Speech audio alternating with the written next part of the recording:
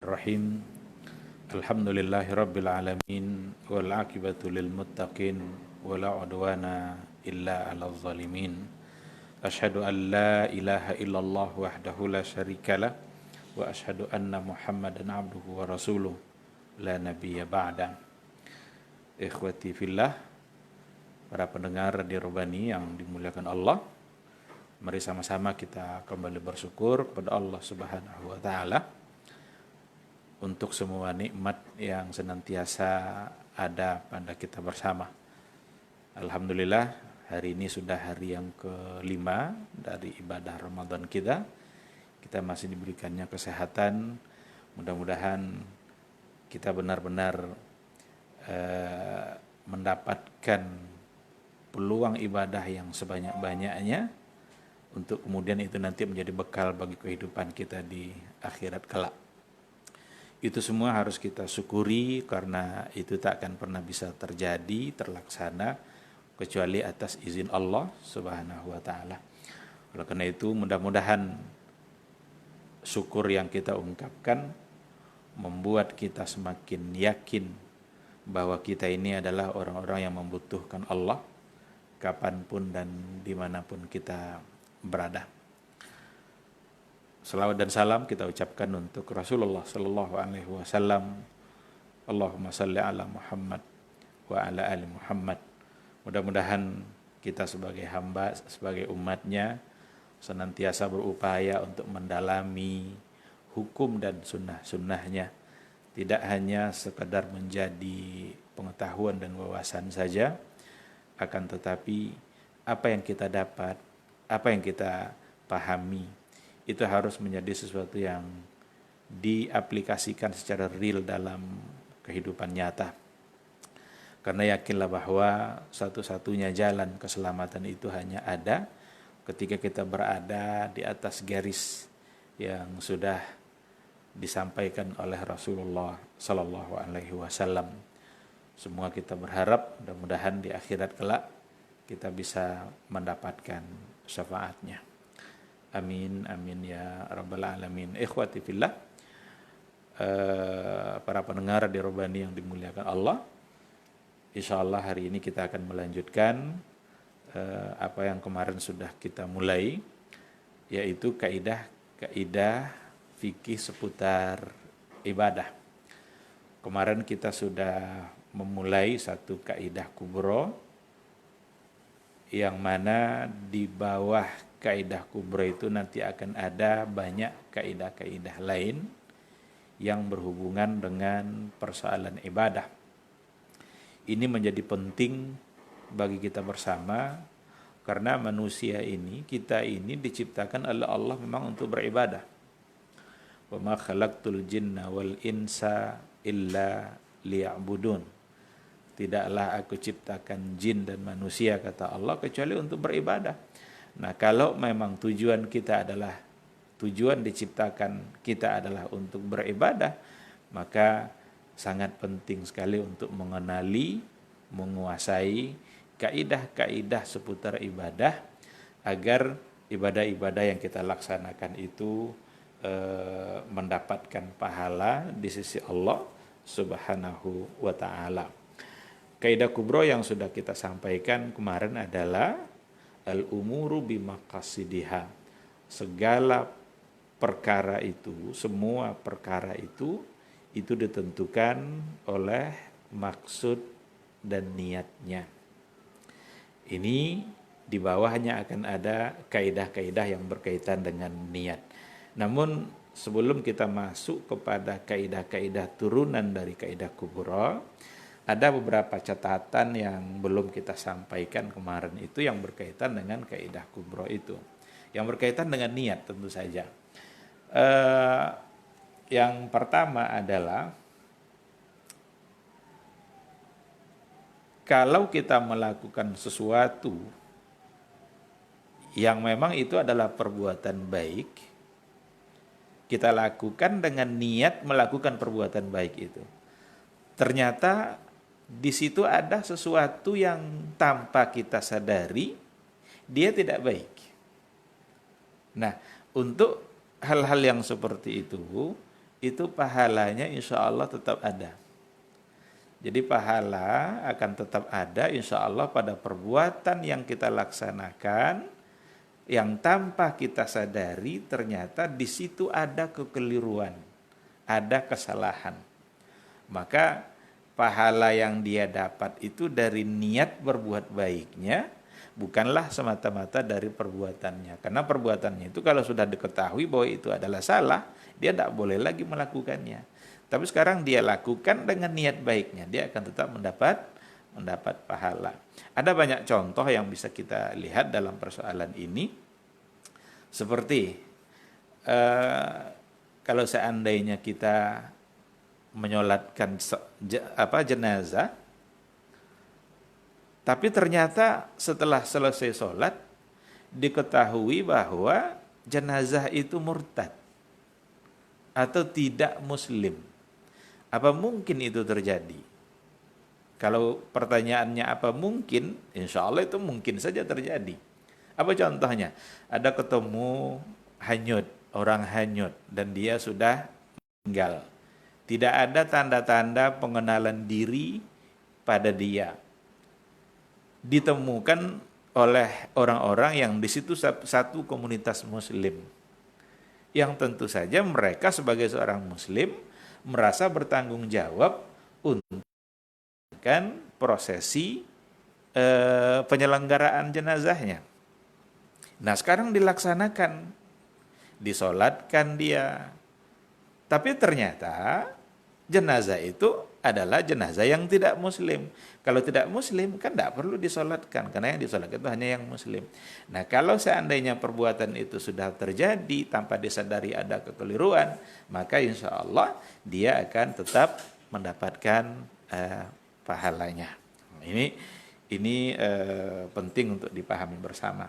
Ada orang memberikan makanan kepada orang lain. Ada nampak orang yang lagi kelaparan, dia punya makanan, ingin dia untuk berbuat baik dalam bentuk memberikan makanan itu kepada yang membutuhkan. Tapi ternyata tanpa dia sadari makanan itu mungkin sudah rusak atau mungkin ada sesuatu yang di situ tidak baik. Apakah dia tetap mendapatkan pahalanya atau tidak? Jawabannya, dia tetap mendapatkan pahala, tapi pahala yang dia dapat itu dari niat baiknya, bukan semata-mata dari perbuatannya. Ini catatan yang pertama untuk melengkapi penjelasan kaidah kita yang sudah kita bahas pada hari kemarin.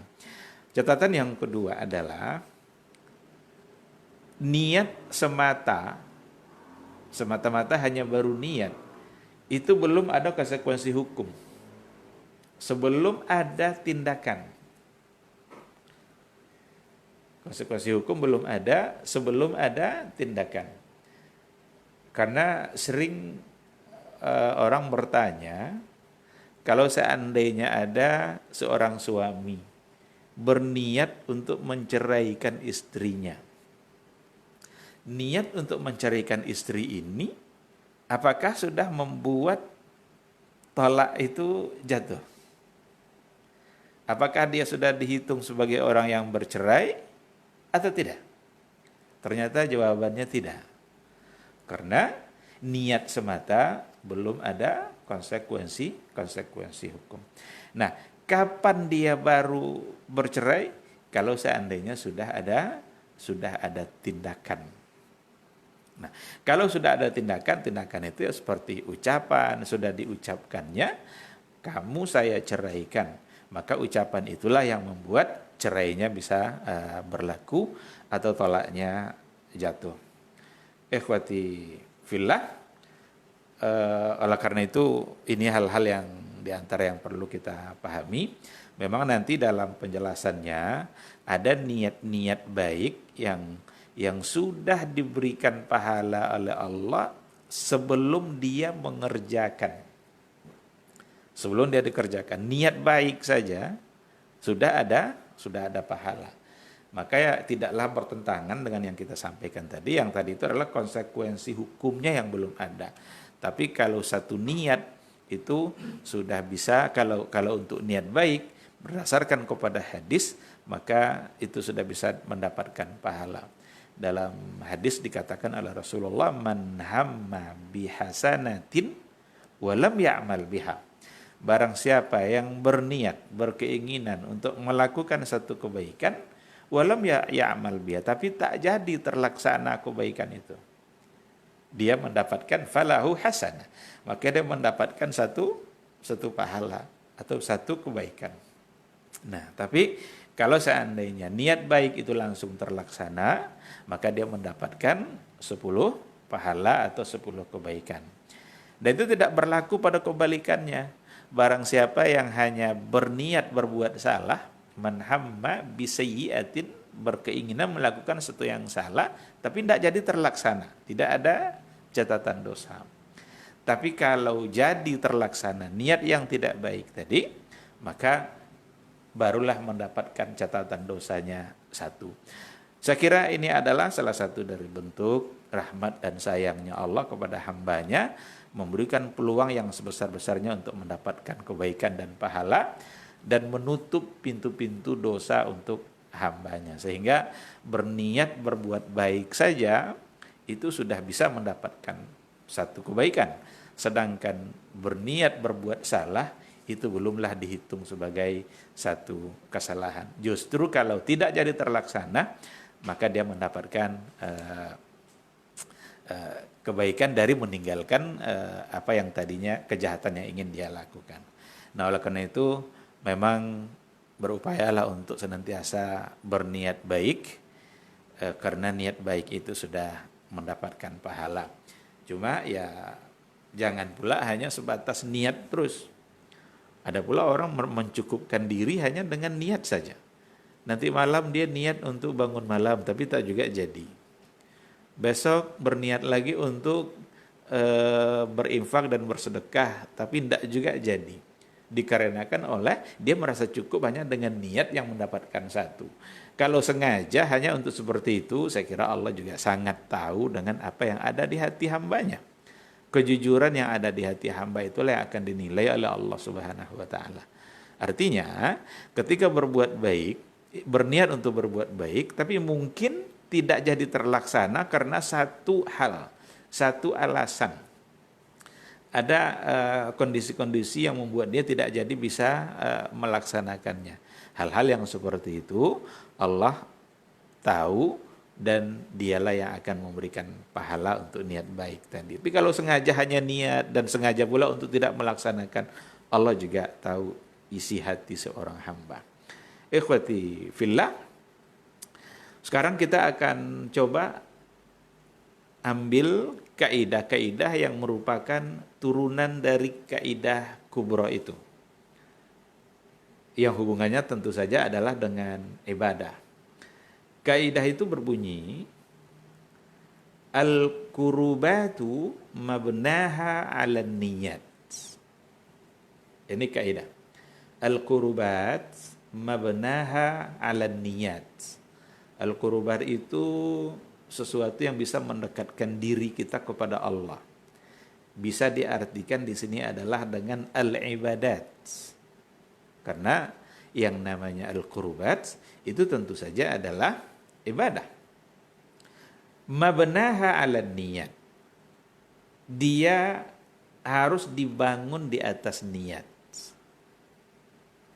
Sekali lagi, al-qurbatu mabnaha 'ala niyat. Hal-hal yang bisa mendekatkan diri kita kepada Allah itu mestilah pondasinya dia dibangun atas niatnya. Kalau dari segi makna persis sama dengan kaidah kubro yang sudah kita sampaikan itu. Cuma karena di sini ada kata al-qurubat, maka fokus dia dalam persoalan ibadah. Ibadah itu ada yang ibadah mahdhah, ada yang ibadah ghairu mahdhah. Kalau yang ibadah mahdhah itu ibadah yang memang waktunya, tata caranya, pelaksanaannya itu sudah diatur oleh Allah dan oleh Rasulullah sallallahu alaihi wasallam. Kita tidak bisa menambah-nambah dan mengurangi dari apa yang sudah diajarkan oleh Rasul. Salat subuh 2 rakaat ya 2 rakaat. Berzikir setelah salat 33 untuk subhanallah ya 33. Kalau memang kita berzikirnya dalam rangkaian zikir ba'da salat. Tapi kalau zikirnya tidak ada rangkaiannya dengan ba'da salahnya, silahkan mau berzikir 1000, mau 2000, mau 10.000, silahkan saja. Tapi kalau sudah hubungannya dengan sholat, maka Rasul yang mengajarkan 33 kali. Jadi subhanallah 33 kali, alhamdulillah 33 kali, Allahu Akbar 33 kali, dan disempurnakan menjadi 100 dengan la ilaha illallah. Tapi ada nanti di antara ibadah itu yang ghairu mahdhah. Ghairu mahdhah itu sesuatu yang baik, dipandang baik oleh agama, tetapi mungkin tata cara, waktu itu tidak ditetapkan. Kalau seperti itu, maka ibadah ghairu mahdhah ini bisa berkembang dia dengan berbagai cara yang meskipun tidak ada cara itu pada masa Rasulullah Sallallahu Alaihi Wasallam. Ini banyak contoh yang akan bisa kita angkat. Umpama silaturahim. Silaturahim itu satu ibadah itu. Rasul menyuruh untuk menjalin silaturahim. Barang siapa yang ingin diluaskan rezekinya, dipanjangkan umurnya, faliyasil rahimah. Siapa yang ingin seperti itu, maka hendaklah ia menyambung silaturahim. Ketika Nabi mengatakan faliyasil rahimah, sambunglah silaturahim, itu adalah perintah. Nabi yang menyuruh. Kalau Nabi yang menyuruh, tentu saja bisa dimasukkan dalam kategori ibadah yang memang itu baik untuk dilakukan, tetapi masuk dalam kategori ghairu mahdhah. Karena silaturahim itu bisa berkembang. Kalau dulu barangkali ya dengan langsung menjumpai. Kalau sekarang banyak orang yang sudah jarang ketemu, tapi dia bisa terus-terusan untuk ngobrol, untuk bercerita. Nah, perkembangan seperti itu untuk hal-hal yang ghairu mahdhah itu tidak dipersoalkan di dalam agama. Menuntut ilmu umpamanya, itu juga perintah Rasul.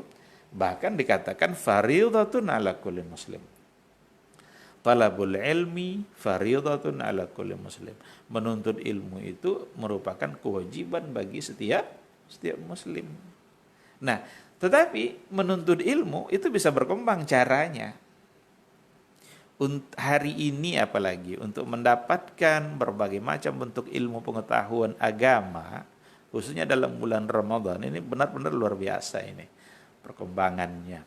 Bisa lewat media, bisa langsung menghadiri majelis-majelis taklim, ada kajian-kajian yang memang sudah diformat sebagai majelis ilmu dan lain sebagainya. Itu bisa berkembang. Ada yang formal, ada yang informal. Ketika ada mahasiswa kuliah sekian tahun, itu juga bagian dari menuntut ilmu. Karena dia pergi untuk mendapatkan ilmu. Nah, oleh karena itu al-qurubat di sini dalam bentuk jama'. Al-qurubat, berbagai macam bentuk hal yang bisa mendekatkan diri kita kepada Allah. Berarti berbagai macam bentuk ibadah. Dan itulah makna dari ibadah secara luas. Oleh karena itu ibadah itu bisa kita lihat dari dua sisi. Ada ibadah bima'nan 'am, ada ibadah bima'nan khas. Kalau ibadah dalam artian yang luas, itu seperti yang didefinisikan oleh Ibnu Taimiyah, Abul Abbas Al-Harrani. Dia mengatakan ibadah itu adalah ismun jami'un likulli ma yuhibbuhullahu wa yardah. Jadi ibadah itu satu istilah, satu nama yang mencakup ke dalamnya apa saja yang diridai dan dicintai oleh Allah Subhanahu wa taala. Minal a'maliz zahira wal batinah. Dari amalan-amalan zahir ataupun batin. Jadi kuncinya pada ibadah secara luas adalah yuhibbu Allahu wa yarda. Dicintai oleh Allah dan diridhai oleh Allah Subhanahu wa taala. Namun kurubat yang seperti itu, ibadah yang seperti itu, mabnaha ala niat. Dibangun asasnya harus adalah niat. Agar dia mendapatkan pahala. Agar dia menjadi ibadah, maka diikutkan dengan niat. Maka makna di sini dikatakan la yakunul fi'lu ibadatan illa bin niyati wal qasdi. Tidaklah satu bentuk perbuatan itu menjadi ibadah illa kecuali bin niyati wal qasdi, dengan adanya niat dan maksud yang memang tujuannya adalah untuk mendekatkan diri kita kepada Allah Subhanahu wa taala. Oleh karena itu, ini sebenarnya peluang besar bagi hamba Allah yang beriman untuk menjadikan setiap detik waktunya itu bisa bernilai ibadah. Dengan adanya niat. Kalau seandainya kita kirim SMS kepada kawan kita atau kepada keluarga kita, tanya kabarnya seperti apa, niat kita memang adalah untuk menjalin silaturahim, untuk membuktikan bahwa kita ingat kepada mereka. Maka SMS kita ketika itu bisa menjadi pahala, bisa menjadi ibadah. Nah, maka ikutkanlah niat, ikutkanlah tujuan-tujuan baik dalam setiap perbuatan yang kita lakukan. Kalau tidak, ya bisa saja dia tidak menjadi ibadah. Karena di sini dikatakan la yakunul fi'lu ibadatan illa binniyah. Tidaklah satu perbuatan itu akan menjadi ibadah kecuali dengan adanya niat dan maksud yang memang tujuannya adalah untuk mendekatkan diri kepada Allah Subhanahu wa taala. Ada orang yang menghabiskan pulsanya untuk mengikuti kajian. Kan mengikuti kajian online itu kan pakai kuota itu ya, pakai pulsa itu. Kalau enggak bisa dia. Tapi bagi dia enggak ada persoalan, habislah pulsa saya. Yang penting saya bisa mendapatkan ilmu. Maka menghabiskan pulsa untuk yang seperti itu, menghabiskan kuota untuk yang seperti itu menjadi satu kebaikan. Yang itu menjadi pahala bagi dia. Nah, tapi kalau dihabiskan untuk hal-hal yang lain yang tidak ada manfaatnya, ya bisa saja yang didapat justru adalah dosa, bukan malah yang didapat itu pahala. Jadi ini nanti dalam kehidupan kita akan banyak contoh-contoh yang bisa kita angkat. Walaupun yang kita sampaikan tadi rata-rata itu adalah untuk amalan-amalan ibadah-ibadah yang ghairu mahdha, tapi semua mencakup apa itu mahdha atau ghairu mahdha, semua harus dibangun di atas niat. Dalil untuk kaidah ini sama dengan dalil yang kemarin itu. Kenapa sama? Karena dia adalah turunan dari kaidah itu. Kalau turunan dari satu kaidah, tentu bisa juga dalil untuk kaidah kubra bisa dijadikan dalil untuk turunan kaidahnya. Maka di antara dalilnya adalah hadis yang kemarin itu, innamal a'malu binniyat wa innama likulli imri'in ma nawa. Penekanan Nabi ketika ia katakan wa innama likulli imri'in ma nawa, dan sesungguhnya bagi masing-masing orang dia akan mendapatkan sesuai dengan apa yang dia niatkan. Sekarang dia meniatkan satu perbuatan ini untuk kebaikan, insya Allah dia akan mendapatkan kebaikan itu. Dia meniatkan untuk hal-hal yang tidak baik, maka dia akan mendapatkan juga akibat dari niat yang tidak baik itu. Maka hadis ini kan ada sambungnya ini kan. Faman kanat hijratuhu ilallahi wa rasulihi fahijratuhu ilallahi wa rasulihi.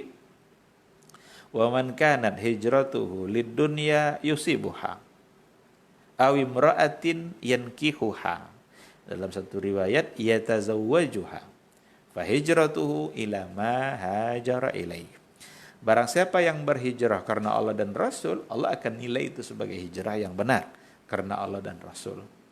Tapi kalau ada orang yang berpindah dari satu tempat ke tempat lain, dari Mekah ke Madinah untuk urusan dunianya, yusibuha, dapatkan apa yang dia niatkan. Mungkin saja itu tidak dianggap sebagai hijrah yang syar'i karena tujuannya adalah dunia. Awi mura'atin, atau untuk mendapatkan seorang perempuan. Karena asbabul wurud dari hadis ini, kalau saya tidak salah itu adalah kisahnya Abu Marsad Al-Ghanawi, yang mana beliau itu hijrah dikarenakan oleh seorang gadis perempuan yang ada di kota Mekah telah duluan hijrah. Sementara Abu Marsad mengincar-incar untuk menikahi, tergantung untuk apa dia laksanakan. Nah, maka kata-kata wa innama likulli imri'in ma nawa, sesungguhnya bagi masing-masing orang itu akan mendapatkan sesuai dengan apa yang dia niatkan. Maka sering-seringlah berniat, atau jangan sampai lupa untuk berniat baik untuk setiap perbuatan kita, walaupun perbuatan-perbuatan itu mungkin kita anggap perbuatan yang biasa-biasa saja. Kadang-kadang ada hal yang kita anggap biasa tapi bagi orang itu luar biasa. Ada kawan kita, ada teman kita mungkin sakit, terbaring di rumah sakit. Ketika dikirimkan SMS pertanyaan apa kabar, itu bisa membuat kondisi psikologinya menjadi lebih baik. Merasa dia ada teman, merasa ada orang yang memperhatikan. Maka kirimkan SMS itu dan niatkan untuk berbuat baik, maka akan menjadi pahala. Sederhana dia. Sederhana. Kita buktikan cinta kita kepada saudara kita dengan cara yang seperti itu. Bahkan dalam hadis itu kan ada hadis yang terjadi pada Bani Israel itu kan, seseorang yang menjenguk saudaranya, di tengah jalan ada malaikat yang menghampirinya. Kenapa kamu kunjungi dia? Untuk apa kamu kunjungi? Apakah kamu mengunjunginya itu untuk keperluan dunia kamu? Untuk urusan bisnis kamu? Ternyata tidak. Saya kunjungi dia hanya karena dia adalah saya cintai karena Allah Subhanahu wa taala. Maka malaikat itu mengatakan, ketahuilah bahwa saya ini adalah utusan Allah yang menyampaikan bahwa Allah mencintai kamu sebagaimana kamu mencintai saudara kamu sendiri. Oleh karena itu ada hadis Rasul, la yu'minu ahadukum hatta yuhibba li akhihi ma yuhibbu li nafsi. Tidak sempurna keimanan seseorang sampai dia mencintai saudaranya sama seperti mencintai dirinya sendiri. Nah, Ustaz, ya. Sebelum kita lanjut ke materi lagi, ada pertanyaan dari Generasi Surabaya di 81273335531 mengenai silaturahmi, Ustaz. Assalamualaikum warahmatullahi wabarakatuh, Ustaz. Waalaikumsalam warahmatullahi wabarakatuh. Mau bertanya, Ustaz, perihal silaturahmi. Yang ingin saya tanyakan, kata-kata silaturahmi ini yang benar yang mana, Ustaz? Silaturahmi atau silaturahim? Kemudian, bukankah silaturahim atau silaturahmi ini lebih afdol bertemu langsung, Ustaz, daripada memakai teknologi dan kecanggihan zaman sekarang? Apalagi di wabah COVID-19 ini, silaturahmi atau silaturahim kita jadi jarang. Kemudian, bolehkah saya memutuskan silaturahmi atau silaturahim ini dengan kawan-kawan atau sahabat yang dulunya sama-sama belum mengenal agama dengan benar? Nah, Ustaz. Iya. Kalau kita lihat dari segi makna, asal dari maknanya, rahim itu kan rahim seorang ibu. Maka istilah silaturahim itu makna asalnya sesungguhnya adalah menyambung hubungan dengan saudara sendiri. Saudara yang sama-sama satu rahim. Berarti kakak dia, adik dia, abang dia. Itu makna asalnya kalau disebut sebagai silaturahim. Tapi itu sudah menjadi satu bahasa di Indonesia yang mencakup untuk menyambung keakraban dengan berbagai pihak, yang tidak lagi fokus pada untuk yang saudara serahim. Jadi kalau makna asalnya silaturahim menyambung hubungan rahim. Dia keluar dari rahim yang sama. Karena ada orang yang dengan saudaranya sendiri, mungkin dia tidak baik, atau gara-gara harta, kakak dan adik itu bisa berkelahi. Zaman sekarang kan macam-macam yang terjadi itu. Kadang lebih mengedepankan masalah harta daripada masalah-masalah agama. Gara-gara uang, gara-gara tanah, gara-gara sawit dan lain sebagainya, itu membuat kakak beradik bisa berkelahi, saling ancam. Maka itu gambaran dari ketidaksempurnaan iman. Karena dia tidak berarti menjalin hubungan rahim dengan saudaranya sendiri. Tapi ketika di kita itu sudah menjadi satu istilah untuk menjalin keakraban dengan berbagai pihak, walaupun tidak lagi dengan yang satu rahim. Menggunakan istilah itu untuk seperti itu, saya kira juga tidak bisa kita salahkan, karena kalau diartikan rahim atau rahmi, silaturahmi itu dengan kasih sayang, ya berarti menjalin hubungan kasih sayang dengan saudara-saudara yang walaupun itu bukan sesama saudara atau sesama keluarga.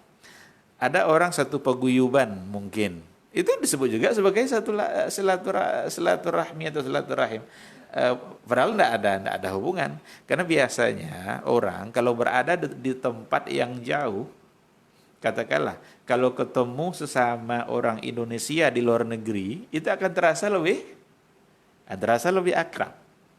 Karena ada khalfiyah, ada latar belakang yang membuat dia sama. Maka itulah logika untuk mendirikan paguyuban, organisasi-organisasi dan lain-lain sebagainya. Asalkan memang tujuannya adalah untuk mencari ridha Allah. Kita kalau menjalin keakraban dan yang lain, jangan pernah menjalin keakraban untuk tujuan yang selain yang diridhai oleh Allah Subhanahu wa taala. Kalau kita menjalin keakraban untuk tujuan yang tidak diridhai Allah, maka itu tidak akan baik akibatnya. Pasti akan habis kalau seandainya kepentingan yang dikedepankan, maka akan habis kalau kepentingannya juga sudah tidak ada. Bukankah silaturahim itu lebih utama ketemu langsung? Kalau pertanyaannya lebih utama, itu ya karena banyak hal-hal yang dengan ketemu langsung kita bisa memastikan keadaannya. Ada orang yang kalau kita tanya, "Mana Bu, sehat?" "Alhamdulillah sehat," padahal dia sakit. Karena dia tidak ingin mengganggu pikiran anaknya. Gitulah ibu itu kan, kalau ditanya sehat, dia bilang sehat juga. Karena kalau dibilang sakit, mungkin nanti pikiran anaknya akan terganggu. Tapi kalau ketemu langsung, nampak keadaan yang... Nah, tetapi kan tidak semua kesempatan di mana kita bisa melakukannya dengan bertemu secara langsung.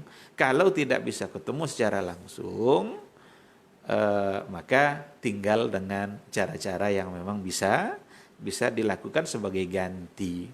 Ya, media-media yang ada itu semua adalah memudahkan kita untuk menjalin hubungan silaturahim itu. Maka teknologi itu bisa menjauhkan yang dekat, tapi bisa juga mendekatkan yang jauh. Ada orang selama ini dia datang terus, karena sudah ada HP, tidak datang-datang lagi.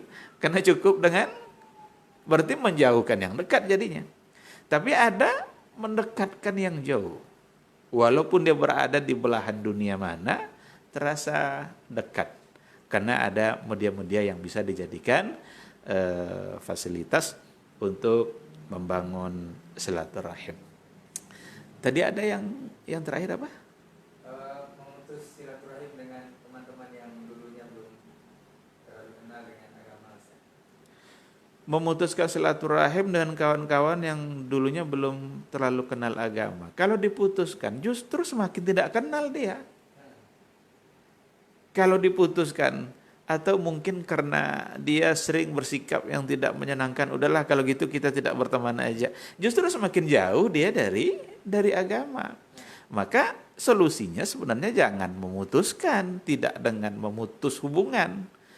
Tapi justru dengan mempererat hubungan yang mudah-mudahan dia bisa menerima masukan-masukan, sehingga kita bisa untuk memberikan nasihat, memberikan masukan. Kalau kita sudah beri nasihat lalu dia tidak terima, itu salah dia. Kita sudah menyampaikan apa yang menjadi kewajiban kita. Dia tidak menerima, itu urusan antara dia dengan Allah Subhanahu wa taala. Jangan kita pula yang gara-gara itu mendapatkan dosa dengan cara memutus hubungan silaturahmi dengan orang yang seperti itu. Jadi solusinya bukan dengan memutuskan, tetapi justru mungkin merubah formatnya seperti apa agar bisa lebih berarti pertemanannya, persahabatannya. Mungkin cara-cara sebelumnya agak kasar menyampaikan nasihat, karena ada juga orang tahu dia satu kebaikan, dia punya semangat untuk menyampaikan kepada kawan-kawannya, awas kamu kalau tak terima nasihat ini. Tidak bisa juga seperti itu. Hati tidak di tangan kita, jangankan hati orang. Hati kita saja tidak kita yang menguasai. Kita yang di dada kita hati itu, tapi Allah yang menguasai. Maka ada doa kan, ya muqallibal qulub. Ya muqallibal qulub. Wahai yang membolak-balik hati. Karena memang hati ada di tangan Allah. Dia yang membolak-balikkan kemana arah yang diinginkan oleh Allah. Pada orang yang baik-baik, kalau Allah menghendaki dia menjadi buruk, dia bisa berubah menjadi buruk. Oleh karena itu, tidak boleh sombong dengan kebaikan yang ada pada diri kita, karena ini adalah keinginan Allah untuk membuat kita menjadi baik. Tapi bersyukurlah dan berdoalah untuk orang lain agar bisa menjadi baik seperti dia. Wallahu subhanahu wa ta'ala a'lam. Jazakallah khairan Ustaz untuk jawabannya. Kita ke pertanyaan berikutnya Ustaz dari air tiris Ustaz. Assalamualaikum warahmatullahi wabarakatuh. Waalaikumsalam warahmatullahi. Bolehkah kita sholat tahiyatul masjid di sholat hari raya Ustaz? Nah, Ustaz. Kalau sholat hari rayanya itu di dalam masjid, berarti bisa. Karena tahiyatul masjid itu adalah tahiyatan lirabbil masjid. Rasul kan bilang, idza ahadukumul masjida fala yajlis hatta yarka'a rak'atain. Apabila seseorang kalian masuk masjid, maka jangan langsung duduk kecuali salat dulu dua rakaat. Sekarang masuk masjid dia, itu kan hadis umum dia. Kalau dia masuk masjid berarti ada hadis tadi. Boleh. Yang jangan itu adalah ketika dia mengerjakan sholat hari raya di lapangan, lalu sampai di lapangan sholat dia tahiyat apa namanya itu? Dibilang tahiyat masjid, itu bukan masjid. Dibilang tahiyat lapangan, itu tidak ada ajakannya, tidak ada anjurannya. Kalau ibadah ya tentu kita harus kembali kepada Rasulullah Sallallahu Alaihi Wasallam. Jadi seperti itu. Wallahu subhanahu wa ta'ala a'lam. Jazakallah khairan Ustaz untuk jawabannya, mudah-mudahan bisa dipahami oleh yang bertanya di seputaran ayat tiris. Kita lanjut ke materi. Iya. Tadi kita sudah sampaikan makna kaidahnya ya, berbagai macam bentuk ibadah yang mendekatkan diri kepada Allah, maka asasnya haruslah niat. Tanpa niat maka dia tidak akan dihitung menjadi ibadah. Di sini kita akan coba lihat beberapa contoh. Lau amsaka anil muftirat adatan wastighalan wa lam yanwil qurbah lam yakun saiman. Jadi kalau seandainya ada orang menahan dirinya untuk tidak makan, untuk tidak minum. Seharian dia tidak makan, dia tidak minum. Tapi dia tidak meniatkan itu untuk sebagai ibadah. Hanya sekadar tidak makan, tidak minum saja. Bukan tujuannya untuk ibadah. Maka lam yakun saiman. Dia tidaklah disebut sebagai orang yang berpuasa. Tidak ada nilai pahala puasa bagi dia. Walaupun dia tidak makan, tidak minum. Ada mahasiswa demonya mogok makan. Kan ada mogok makan, tidak mau dia makan. Ini menyiksa diri juga sebenarnya. Nih demo-demo seperti ini tidak perlu ini dilaksanakan ini. Karena menyiksa diri. Ambil cara-cara yang mungkin lebih baik, lebih bermanfaat, agar mendatangkan hasil. Nah sekarang tidak makan dia, bahkan dah 2 hari dia tidak makan. Apakah dia mendapatkan pahala disebut sebagai puasa? Jawabannya tidak. Kenapa tidak? Karena dia tidak meniatkannya untuk berpuasa. Tapi kalau menahan diri, tidak makan, tidak minum, tidak berhubungan suami istri itu untuk berpuasa, maka jadilah dia sebagai seorang yang shaim dan dia mendapatkan pahala. Nah, disinilah kita bisa memahami bahwa ibadah puasa kita harus kita mulai dengan niat. Nah, ini sudah kita jelaskan kemarin. Seperti apakah niatnya harus dilafazkan atau tidak, itu alhamdulillah sudah kita berikan pembahasan yang mudah-mudahan itu cukup dan dapat dipahami dalam persoalan itu. Dalam biografinya Plato, Socrates, itu dia suka untuk berpuasa. Dalam sebulan itu Plato itu suka dia untuk tidak makan, tidak minum. Karena dia sebagai seorang pemikir, sebagai ilmuwan, tahu dia manfaat yang akan dia dapat. Tapi apakah Plato dapat pahala dari tidak makan, tidak minumnya? Apakah ia mengerjakan itu karena Allah? Apakah ia sebagai seorang muslim yang memang menahan dirinya untuk tidak makan, tidak minum dalam waktu tertentu? Kalau tidak, berarti tidak ada pahala. Tidak ada pahala yang akan dia dapat. Hubungan, kalau kita bicara pahala, hubungannya tentu saja adalah di akhirat. Kalau di akhirat ya nanti ada balasan-balasan kerja dunia kita yang dibalas oleh Allah di akhirat.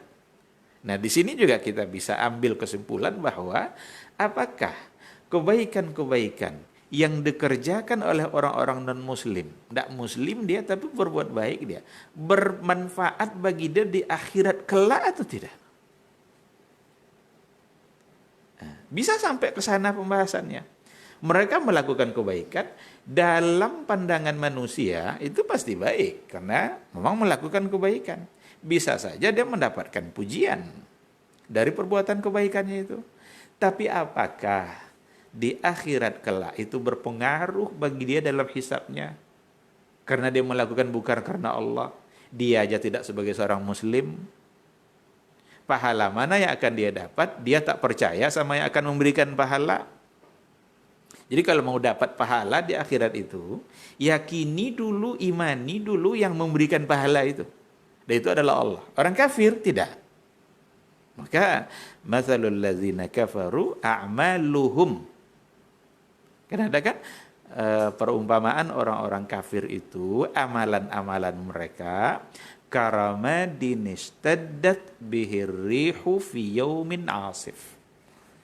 Kebaikan-kebaikan yang mereka lakukan itu sama seperti tumpukan debu atau pasir yang tidak ada kekuatan. Dia akan berterbangan ketika ada angin datang. Dihembus oleh angin, berterbanganlah tumpukan debu tadi, tanah tadi, pasir, karena tidak ada kekuatan, tidak ada tempat bergantungnya. Adapun apa yang dikatakan oleh sebahagian oleh orang-orang yang cenderung berpikiran liberal, yang katanya, masa orang sebaik itu tidak diberikan pahala oleh Allah di akhirat? Katanya, mereka tetap dapat pahala, tetap dapat surga, tapi surganya khusus pula untuk surga orang-orang. Ini saya kira ngawur ini. Kita dalam memahami seperti ini harus kembali kepada Al-Quran, kembali kepada hadis Rasulullah SAW. Di mata manusia mungkin dia baik, karena manusia yang menilai. Dan banyak orang-orang kafir itu yang baik-baik, suka menolong, membantu tetangga. Bahkan kadang yang umat Islam pula kadang yang tidak membantu tetangganya. Tapi apakah di akhirat bermanfaat bagi dia? Ke dalam hisab baik dia? Sehingga kalau nanti dia banyak berbuat baik, hisabnya akan menjadi hisaban yasira. Nah, di sini perlu kita kaitkan antara satu ayat dengan ayat yang lain, antara satu hadis dan hadis yang lain. Ternyata memang ketika tidak diniatkan atas nama Allah, jangankan yang non-muslim. Orang muslim saja, melakukan kalau tidak meniatkan karena Allah, maka itu bisa saja tidak menjadi pahala dan kebaikan. Apalagi kalau memang mereka bukan muslim. Ini contoh yang pertama. Ustaz, sebelum lanjut Ah, lagi, ada iya. pertanyaan lagi, Ustaz. Silakan. Assalamualaikum warahmatullahi wabarakatuh, Ustaz. Waalaikumsalam. Dari air kiris lagi, Ustaz. Ini bertanya dengan sholat mayat ini, Ustaz, dalam keadaan wabah COVID-19 sekarang ini, apakah kita dianjurkan juga untuk sholat jenazah atau cukup beberapa orang saja yang memang jadi protokol atau petugas untuk pengurusan jenazah tersebut? Apakah kita tidak ketinggalan pahala dari ibadah ini juga, Ustaz? Jazakallah khairan. Iya. Ketika ada yang meninggal akibat dari virus corona, itu kan ada SOP-nya ya, ada protokolnya.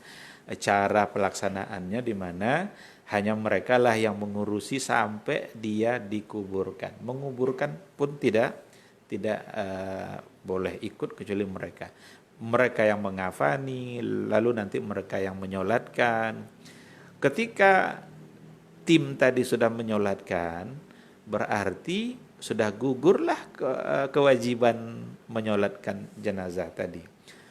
Karena sholat jenazah itu hukumnya adalah fardu kifayah. Fardu kifayah itu artinya adalah kewajiban itu menjadi gugur kalau seandainya ada di antara mereka yang sudah mengerjakannya. Hilang kewajiban dari pundak yang lain kalau sudah dikerjakan oleh sebahagian. Tapi kalau tidak ada mengerjakan, maka semua akan mendapat dosa. Ada pertanyaannya begini, apakah kita mesti mengerjakannya dalam bentuk sholat gaib? Salat bagi orang yang tidak ada di hadapan kita. Sebenarnya persoalan salat gaib itu kita bisa lihat kepada hadis Rasul, di mana dulu Rasulullah Shallallahu Alaihi Wasallam menyolatkan secara gaib Raja Najasyi ketika ia meninggal di Habasya. Jadi di Habasya ada seorang raja namanya Najasyi.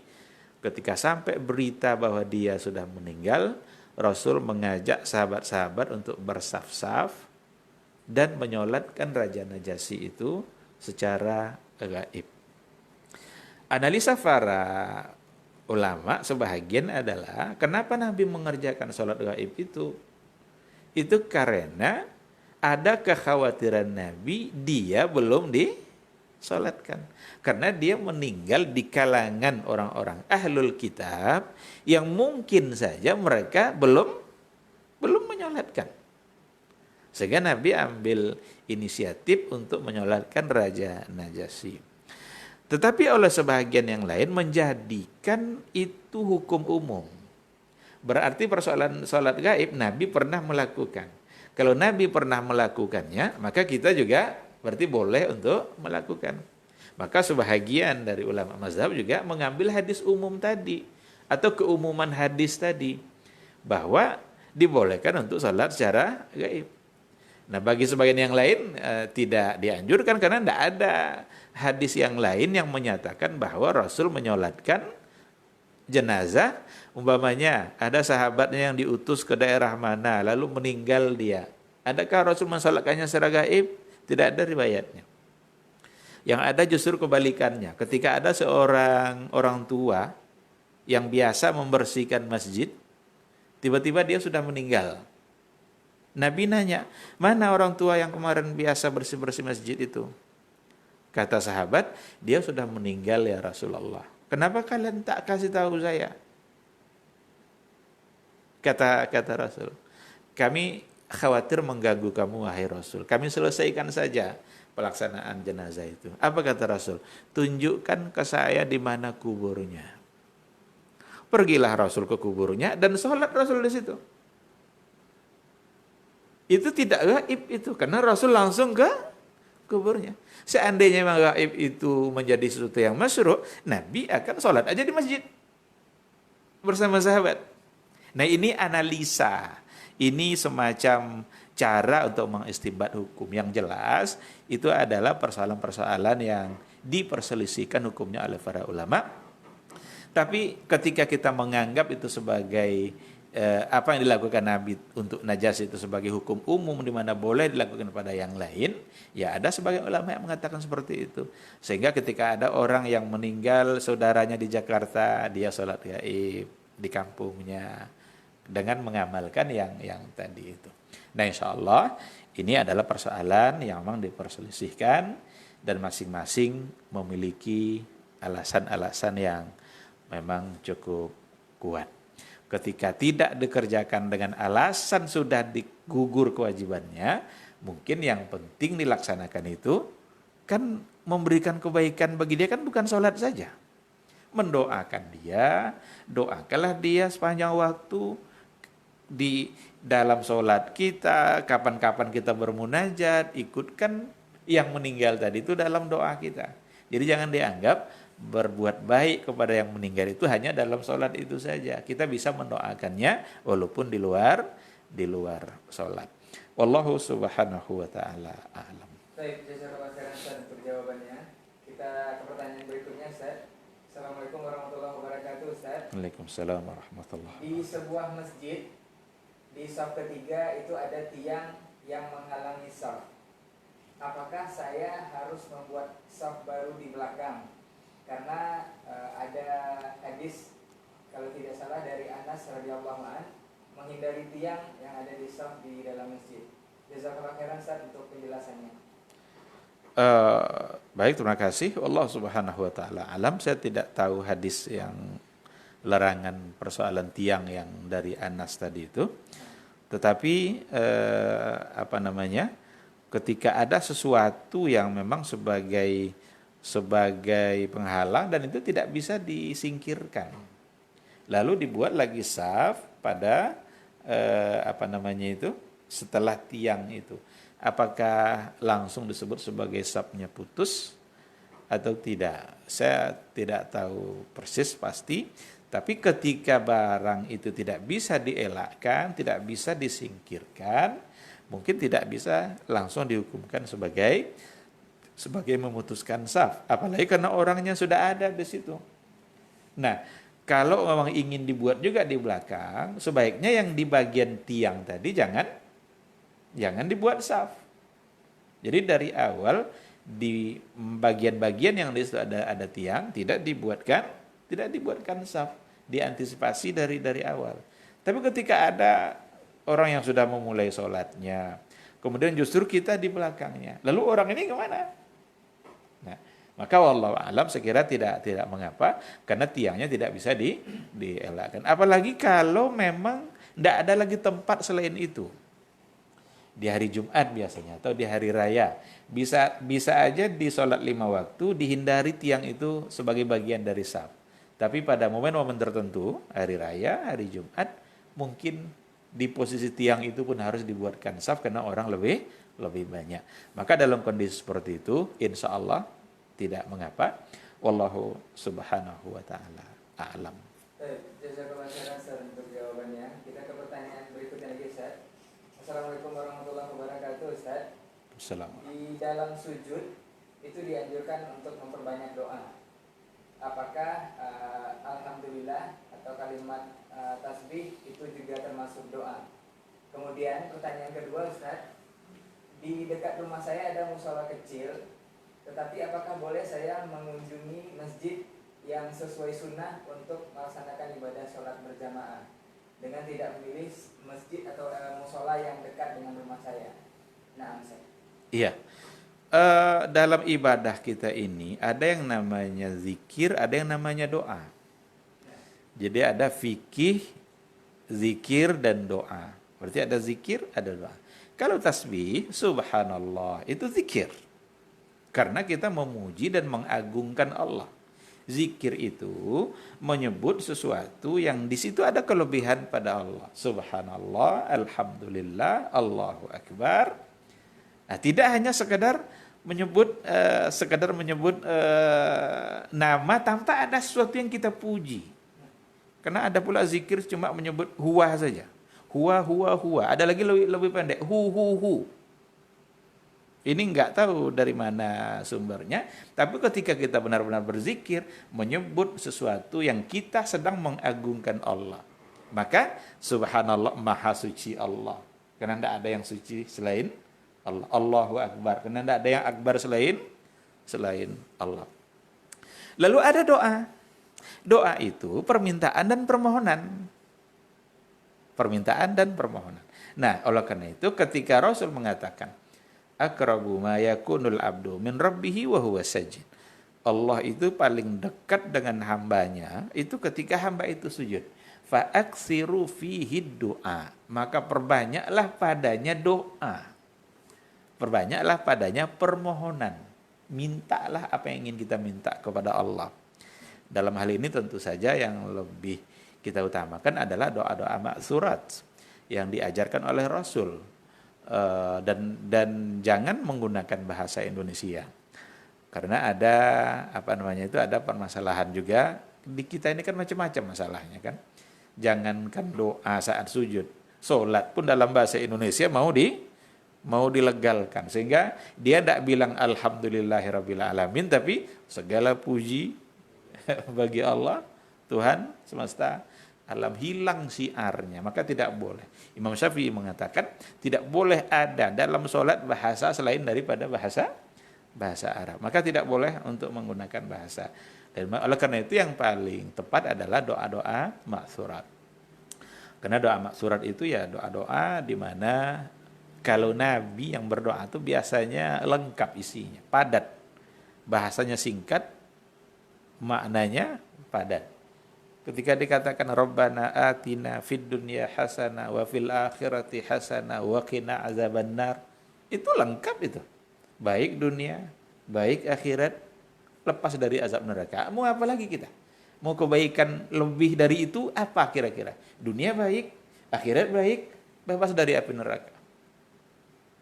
Nah, jadi memilih doa-doa Nabi yang maksurat itu tetap lebih utama. Tadi pilih masjid daripada yang musola yang dekat. Iya, ada orang yang di dekat rumahnya ada musola, tetapi dia mengira di situ mungkin cara pelaksanaannya yang dianggapnya kurang benar, sehingga ia memilih tempat yang lain yang dianggapnya lebih ini. Kata-kata pelaksanaan tidak benar ini perlu didudukkan. Karena ukuran benar atau tidak benarnya itu bukan semata-mata dari akal kita, dari penilaian kita. Dari apa yang dilakukan yang diajarkan oleh Rasulullah Sallallahu Alaihi Wasallam. Ketika di satu tempat dikerjakan satu bentuk ibadah, tapi ibadah di situ adalah ibadah-ibadah yang memang menjadi bagian dari ikhtilaf para ulama. Kita tidak boleh menganggap salah. Nanti bismillahnya dijaharkan, tidak boleh dianggap salah. Karena ada riwayat yang kata sahabat, saya mendengar Rasul memulai Al-Fatihahnya dengan Bismillahirrahmanirrahim. Meskipun yang lebih sering dilakukan Nabi adalah memulainya hanya memperdengarkan dengan kata Alhamdulillah. Maka untuk hal-hal yang seperti itu, kita tidak boleh menganggap itu sebagai sesuatu yang tidak sah. Tapi kalau seandainya dalam ibadahnya itu dia melakukan sesuatu yang mungkin menjadi ibadah itu tidak sah atau tidak benar, jangan sholat di situ. Buat apa sholat di tempat yang sholatnya tidak sah? Nah, cuma ini perlu ilmu untuk mendudukkan. Nah, sehingga kita berhati-hati, apalagi nanti kita meninggalkan yang dekat pergi ke yang jauh dan akan menimbulkan fitnah. Kalau persoalannya tadi persoalan khilafiyah, mungkin lebih baik untuk tidak ditinggalkan. Tapi kalau masalah-masalah yang memang sangat jauh sekali dari perbedaan para ulama, tidak ada sedikit pun yang diajarkan oleh Rasul diadakan di situ, ya buat apa juga kita sholat di situ? Kita memikirkan tanggung jawab kita juga nanti di akhirat kelak. Terjadi fitnah atau tidak fitnah itu soal lain. Kita dalam hal ini lebih mengedepankan tanggung jawab kita kepada Allah dalam beribadah. Oleh karena itu pintar-pintarlah untuk memilih persoalannya kira-kira masuk ke dalam bagian yang bagian yang mana gitu. Karena ada di antara khilaf yang memang ikhtilaf yang terjadi di kalangan para ulama, ikhtilaf yang mereka masing-masing punya dalil. Kalau mereka punya sandarannya, punya alasannya dan bisa dipertanggungjawabkan, ya otomatis kita harus berlapang dada dalam persoalan ini. Tapi jangan pula yang tidak ikhtilaf diikhtilaf-ikhtilafkan. Ada juga dia sebenarnya tidak ada ikhtilaf, tapi dibuat seperti ikhtilaf. Nah, maka perlu ilmu, perlu bagi kita untuk mendalami persoalan sehingga untuk mengambil sikap kita berdasarkan kepada ilmu itu. Wallahu subhanahu wa ta'ala a'lam. Jazakallahu khairan Ustaz untuk jawabannya, mudah-mudahan bisa dipahami oleh yang bertanya. Kita lanjut lagi ke materi. Iya, tadi sudah kita ambil satu contoh ya. Ada contoh yang lain. Law waqa'a fil ma' wa lam yanwil ghusla aw dakhala al hammam litanzif aw sabbaha litabarrud lam yakun ghasluhu qurbatan wala ibadah bil ittifaq. Jadi kalau seandainya ada orang mandi sekedar untuk mandi saja, mendinginkan tubuhnya, menyegarkan tubuhnya, sementara dia dalam keadaan janabah, belum dianggap sebagai mandi janabah karena dia tidak meniatkannya untuk Allah Subhanahu wa taala. Maka mandinya tadi itu sekedar tradisi saja. Pagi mandi, sore mandi. Tapi kalau memang untuk tujuan ibadah, maka dia niatkan karena Allah. Dan kalau seandainya dia dalam keadaan hadas besar, diniatkan karena Allah mandinya itu untuk mengangkat hadas besar, maka terangkatlah hadas besarnya itu. Maka nampak oleh kita di sini yang menentukannya adalah niat. Ada lagi contoh yang lain, laudara haulal Ka'bah yaltamisu syai'an saqata minhu lam yakun ta'ifan. Kalau ada orang mengelilingi Ka'bah dengan tujuan adalah untuk mencari sesuatu yang terjatuh atau hilang. Dikelilinginya Ka'bah sampai pula 7 putaran dia mengelilingi. Nyari barang yang hilang. Maka dia tidak disebut sebagai tawaf yang dalam artian ibadah. Tapi kalau ingin putaran itu dianggap ibadah, bahkan niatkanlah dia berputar di sekeliling Ka'bah tadi itu karena Allah, karena ada yang namanya tawaf itu sebagai satu bentuk ibadah. Nah, jadi nampak oleh kita adanya niat membuat dia menjadi satu ibadah. Tapi dengan tidak ada niat tidak menjadi satu ibadah. Bahkan dalam hal-hal tertentu kewajibannya kepada Allah ternyata tidak selesai kalau seandainya tidak dikaitkan dengan niat. Ada lagi contoh yang menarik di sini. Lau a'ta al-faqir hibatan au hadiyah wa lam yanwi zakah lam tuhtasab zakatun. Ada orang kaya, dia hartanya sampai nisab, sampai haul. Dia berkewajiban untuk membayar zakat. Tiba-tiba dia memberikan harta itu kepada seorang fakir dalam bentuk hadiah, dalam bentuk hibah, bukan diniatkannya dalam bentuk zakat. Berarti lam tuhtasab zakat. Berarti itu tidak dihitung sebagai zakat. Uang yang sudah diberikan atas nama hibah, hadiah, insya Allah dia berpahala. Tapi kewajiban zakatnya belum lunas. Kewajiban membayar zakat dia belum terlaksana. Karena tadi niatnya bukan untuk mengeluarkan zakat dari hartanya. Tapi dia hanya memberikan hadiah.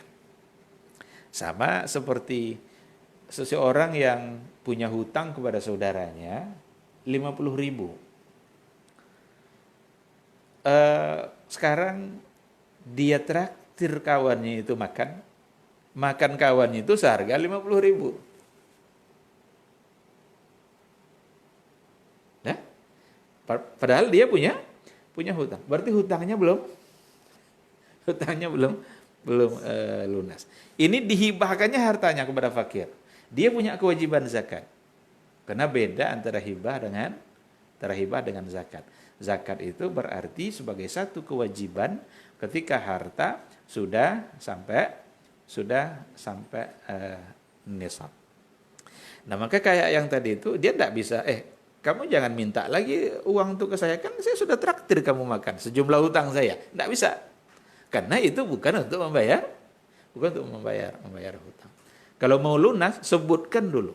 Ini untuk bayar hutang nih, 50.000. Kalau kamu mau, ayo. Kalau iya katanya, lunas tuh. Tapi kalau enggak katanya, hutang-hutang, traktir. Kan bisa seperti itu kan? Kalau maunya seperti itu, ya berarti traktir dia dulu, lalu kemudian barulah dibayar hutang sejumlah yang berapa menjadi kewajiban dia.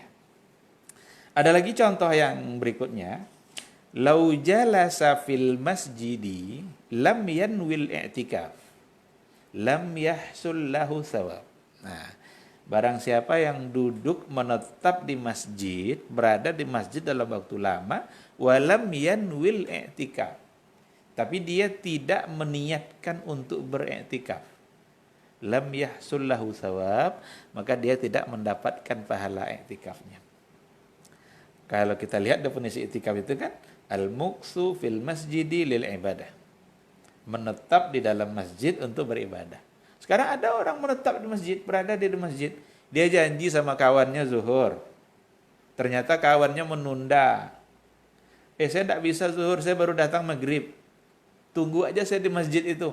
Duduklah dia di masjid sampai maghrib. Kalau dia memang hanya sekadar duduk saja, tidak ada pahala iktikafnya. Tapi kalau dia niatkan untuk beriktikaf, duduk dia di masjid, berniat untuk iktikaf, baca Quran, zikir, maka dia bisa mendapatkan pahala iktikafnya.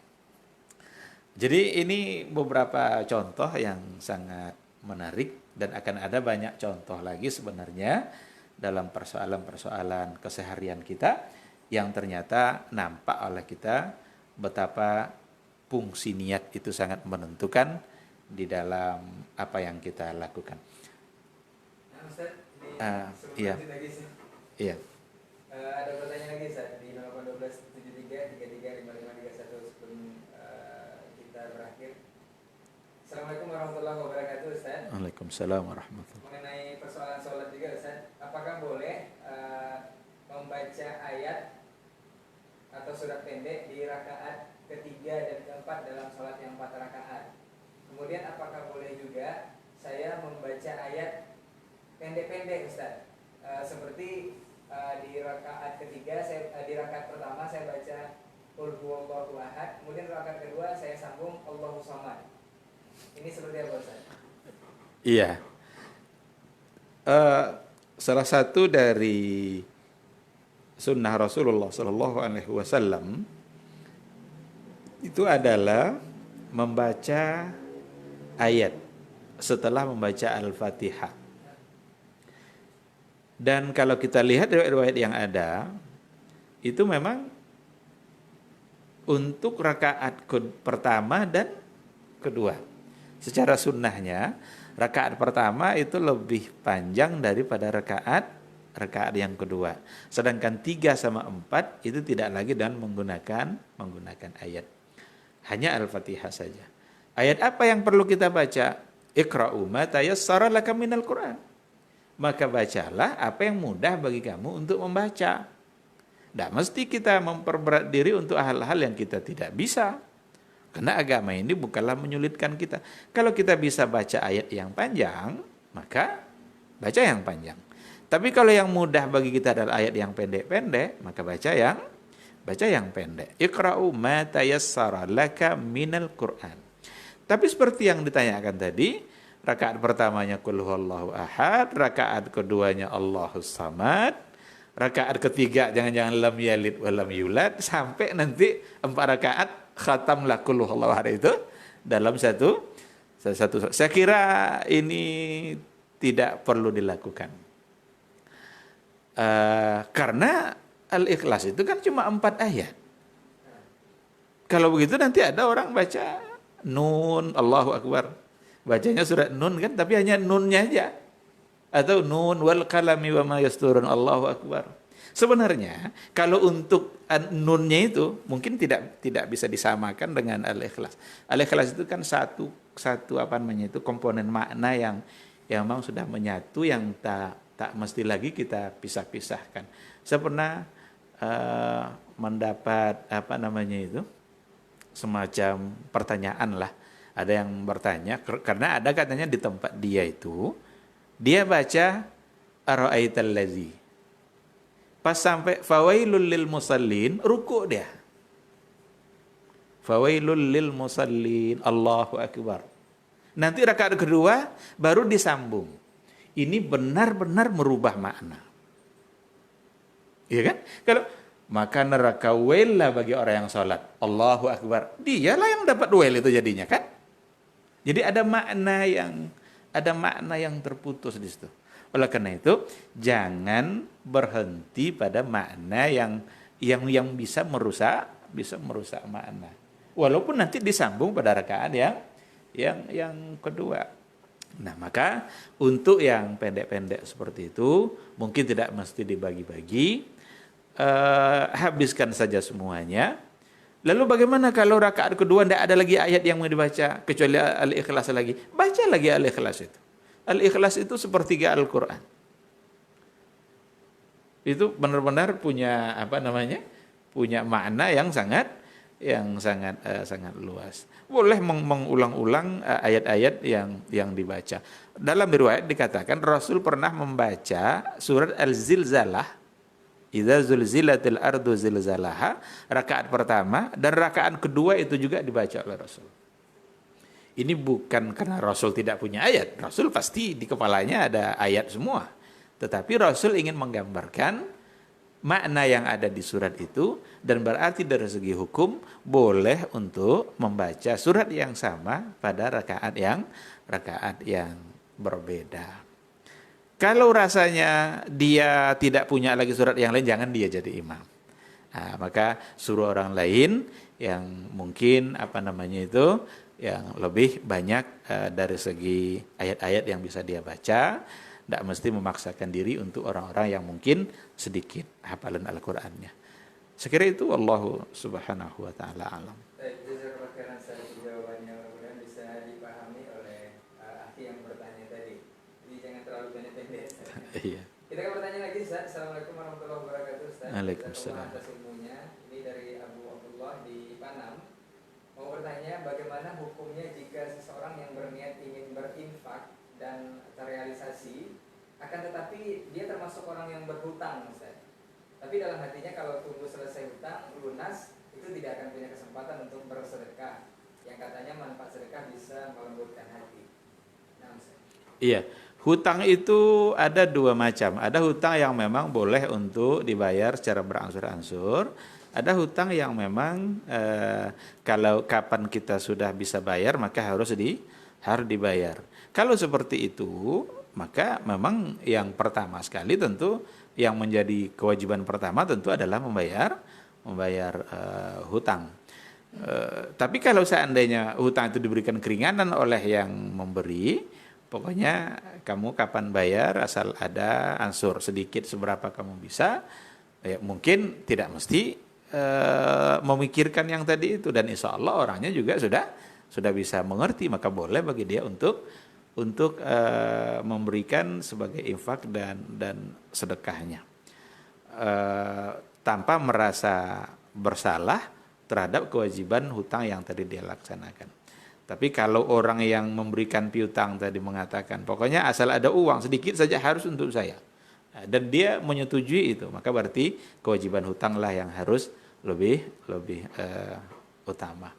Apalagi kita tidak boleh menganggap sepele persoalan hutang. Kalau memang sudah bisa dilunasi, maka lunasilah hutang itu. Salah satu dari penyebab azab kubur itu adalah hutang. Nah, oleh karena itu asal kita bisa bayar, maka bayar. Karena kita tidak tahu umur kita sampai kapan. Jangan-jangan umur pendek yang ternyata ada hutang-hutang yang banyak yang masih belum terbayar. Wallahu subhanahu wa ta'ala a'lam. Baik, jazakallahu khairan untuk jawabannya, dan memang sepertinya waktu yang membatasi. Tapi sebelum kita ke kesimpulan hari ini Ustaz, ada satu pertanyaan terakhir. Assalamualaikum warahmatullahi wabarakatuh Ustaz. Saya ingin bertanya Ustaz, karena di banyak tempat, di kawan-kawan yang saya temui, mereka menyimpan foto-foto Syekh Abdul Qadir Jailani. Siapa sebenarnya Syekh ini Ustaz? Dan juga saya mendengar di dalam doa-doa ada yang mengkhususkan beliau dalam doa Ustaz, seperti khususan Syekh Abdul Qadir Jailani. Apa Ustaz? Mohon penjelasannya. Iya. Syekh Abdul Qadir Al-Jailani itu salah seorang dari, sebenarnya kalau kita lihat betul biografi dia, itu orang yang memang lurus dalam dari segi akidah. Cuma orang yang muridnya, orang-orang lain yang apa namanya, yang membuat menempatkan dia menjadi orang yang mungkin ada sedikit kekeliruan, karena dianggap sebagai tokoh sufi atau tokoh tarikat yang murid-muridnya menjadikan dia sebagai cara untuk bertawassul agar doa cepat didengar oleh Allah. Jadi kalau mau doa kita cepat dikabulkan oleh Allah, maka disebut nama Abdul Qadir Al-Jailani. Ini tentu tidak benar. Mungkin saja dia tidak pernah mengajarkan hal itu. Jadi kalau dari segi pribadi sebenarnya biografi dia bisa kita baca, dia adalah orang memiliki keyakinan, pemahaman akidah yang lurus. Cuma ada beberapa keliruan yang datang dari murid-muridnya sendiri. Sama dengan Abul Hasan Al-Asy'ari sendiri. Orang-orang menganggap akidah Asy'ari hari ini, kalau kita lihat bukunya Imam Asy'ari sendiri, itu tidak seperti itu. Karena sebelum wafatnya beliau itu meninggalkan semua keyakinan-keyakinan yang lama yang dianggapnya menyimpang. Nah, tapi muridnya sudah menyebar kemana-mana, dan muridnya itu yang menyebarkan akidahnya itu. Padahal dia sendiri sudah meninggalkan keyakinannya itu. Sama seperti ayat Ar-Rahmanu 'alal 'arsy istawa. Coba tengok di buku Al-Ibanah an Usulid Diyanah. Itu buku-buku bagian-bagian terakhir dari kehidupan dia. Dia tulis beberapa buku yang menunjukkan bahwa dia sudah merubah keyakinannya. Itu untuk Ar-Rahman yang 'alal 'arsy istawa, itu tidak seperti pengikut-pengikut Asy'ari yang ada di Indonesia sekarang ini, yang mengartikannya sebagai tidak boleh diartikan sebagai bersemayam. Justru dia memahami seperti itu sebagaimana dipahami oleh Imam Ahmad ibn Hanbal. Kan seperti itu. Nah, maka kita punya punya tugas dan tanggung jawab sebenarnya untuk meluruskan hal-hal yang seperti ini. Kita menganggap sesuatu datang dari imam begini, ternyata dia sendiri sudah merubah. Mungkin apa yang saya sampaikan ini tidak terlalu luas, tapi perlu baca nanti sejarah Syekh Abdul Qadir Jailani itu seperti apa sebagai imam Ahlus Sunnah, seperti apa akidahnya, keyakinannya. Tapi ada kesalahan-kesalahan dan kekeliruan yang datang dari orang-orang lain yang menempatkan dia untuk sesuatu yang mungkin saja dia tidak meyakini hal-hal yang seperti itu. Wallahu subhanahu wa ta'ala a'lam. Iya, jadi kaidah kita pada pagi hari ini berkaitan dengan ibadah-ibadah yang memang harus dibangun di atas sebuah niat, sehingga dia tidak akan menjadi ibadah kecuali ketika memang sudah diniatkan untuk mendekatkan diri kepada Allah. Hal ini nanti sebenarnya juga berlaku dalam soal pahala dan dosa. Ini akan menjadi kajian dan pembahasan kita insya Allah besok sebagai kelanjutannya, dan kita tambah dengan kaidah yang lain, bahwa bukan hanya sekedar menentukan ibadah atau tidak ibadahnya, tapi berpengaruh juga kaidah ini nanti dalam soal pahala dan dosa. Dia bisa berpahala karena ini, dan dia bisa berdosa karena tujuannya adalah salah. Mudah-mudahan Allah selalu memudahkan kita untuk belajar, untuk menuntut ilmu, dan semoga Allah membimbing kita untuk tetap istiqamah melaksanakan ilmu yang kita dapat. Baik, terima kasih.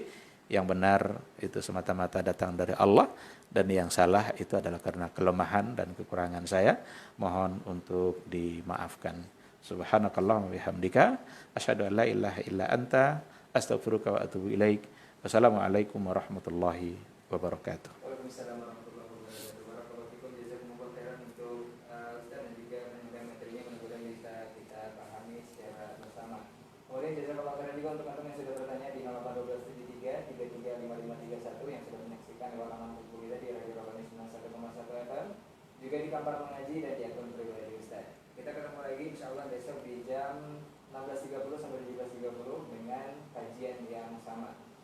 Kita akhiri dengan doa kafaratul majelis. Subhanakallahumma wa bihamdika asyhadu an la ilaha illa anta astaghfiruka wa atubu ilaik. Assalamualaikum warahmatullahi wabarakatuh.